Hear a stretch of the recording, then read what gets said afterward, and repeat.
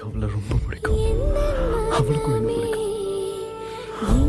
நீங்க நினைச்சிருந்தா இந்த விஷயத்தை இன்னைக்கு பேசி தீர்த்து இருக்கலாம். இப்ப அவ உயிரோட இல்லாததுக்கு காரணமே நீங்க தானே. நீங்க தானே.